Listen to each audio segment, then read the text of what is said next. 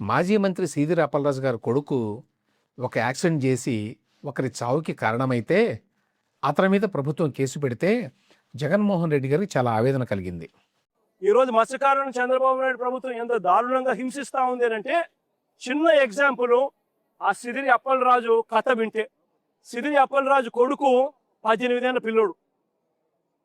Sidiri Appalaraju doctor, Palasa MLA, మంత్రి, fishing మంత్రి మన ప్రభుత్వంలో.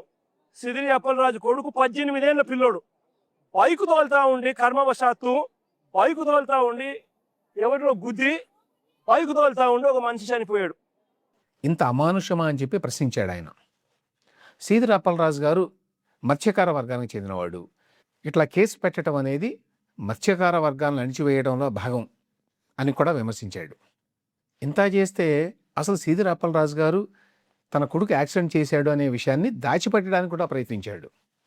పోలీసుల్ని తప్పుదోవ పట్టించడానికి కూడా ప్రయత్నించాడు. ఆ విషయం తర్వాత వెల్లడైంది కదా. అయినా జగన్మోహన్ రెడ్డి గారు మరి సీదిరి అప్పలరాజు గారి మీద ఇట్లా కేసు పెట్టడాన్ని తీవ్రంగా గ్రహించారు. అయితే ఇక్కడ అసలు విషయం ఏంటంటే, అవతల ఎవరైతే మరి సీదిరి అప్పలరాజు గారి కొడుకు ర్యాష్గా నడిపితే చనిపోయారో అతని గురించి ఒక్క ముక్క కూడా ఒక్క మాట కూడా మాట్లాడాల జగన్మోహన్ రెడ్డి గారు. అవతల వ్యక్తి ఏమన్నా ధనవంతుడా, సీదిరి అప్పలరాజు గారు ఏమన్నా పేదవాడా, ఆ చనిపోయిన వ్యక్తి ఆయన కుటుంబం ఏమన్నా పలుకుబడి గల కుటుంబమా, సీదిరి అప్పలరాజు గారికి ఏమో ఎటువంటి పలుకుబడి లేదా అంటే అది యాక్చువల్గా రివర్స్.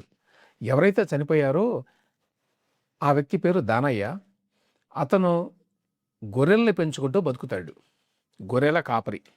మరి అతని సంగతి ఏమిటి, అతని కుటుంబం సంగతి ఏమిటి అనే విషయాలను ప్రస్తావించడం కూడా లేదు జగన్మోహన్ రెడ్డి గారు. ఆ దానయ్యకి తల్లి, భార్య, 2 పిల్లలు ఉన్నారు. పిల్లలిద్దరూ కూడా చిన్నవాళ్ళు. మరి వాళ్ళ సంగతి ఏమిటి, వాళ్ళ బ్రతికేమిటి, వాళ్ళ భవిష్యత్తు ఏమిటి, వాళ్ళు ఇప్పుడు దిక్కులేని వాళ్ళు అయ్యారు కదా.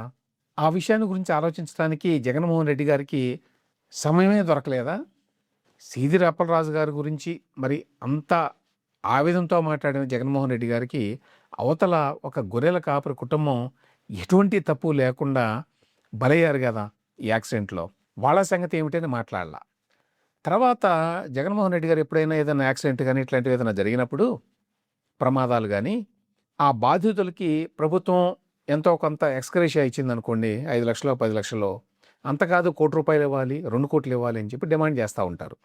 అట్లాంటిది మరి ఇది చాలా పేద కుటుంబం, అత్యంత దారుణమైన పరిస్థితుల్లో ఉన్నారు వాళ్ళు. గొర్రెల కాపరి అంటే అతని ఆర్థిక స్థితి ఏమిటి అనేది అర్థం చేసుకోవచ్చు. మరి ఆ వ్యక్తి గురించి కానీ, అతని కుటుంబం గురించి కానీ, అతని పిల్లల గురించి కానీ జగన్మోహన్ రెడ్డి గారు ఒక్క మాట మాట్లాడాల. వాళ్ళకి మరి భారీ ఎత్తున కాంపెన్సేషన్ ఇవ్వాలి అని చెప్పనలా. దీన్ని బట్టి జగన్మోహన్ రెడ్డి గారి ఆలోచన విధానం ఎట్లా ఉంటుంది, ఆయనకి ఎంతసేపటికి రాజకీయాలు, తన పార్టీ వాళ్ళు, తన వాళ్ళు అనేటువంటి ఆలోచన తప్ప సామాన్య జనం, లేకపోతే ఇది న్యాయం ఇది అన్యాయం అనేటువంటి భావనలు ఏమీ లేవన్నమాట. అంత పెద్ద రాజకీయ నాయకుడై ఉండి, మాజీ ముఖ్యమంత్రి అయి ఉండి, ప్రస్తుతం ప్రతిపక్ష నాయకుడై ఉండి, భవిష్యత్తులో మళ్ళీ అధికారం కావాలి అని చెప్పి అరువులు చాస్తున్నటువంటి జగన్మోహన్ రెడ్డి గారికి ఈ కనీస సెన్స్ ఆఫ్ ఫెయిర్నెస్ కానీ, పేదల పట్ల కొంచెమైనా జెన్యూన్ జాలి కానీ లేవు అని చెప్పడానికి ఇది ఉదాహరణ.